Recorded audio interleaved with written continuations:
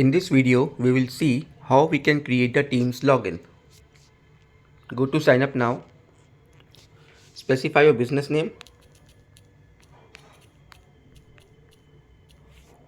Write down your mobile number.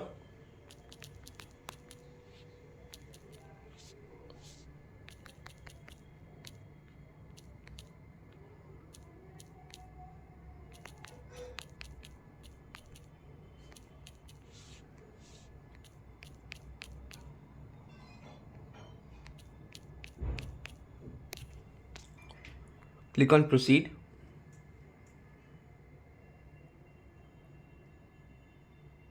You will receive the OTP on mail and on the mobile number.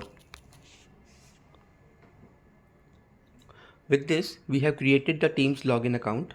So now you have logged in as a master and you have the privilege to create your own team, assign the privilege to them. Once you are done with the task, you have to log out. And then once again, you can log in using the same mobile number and the password.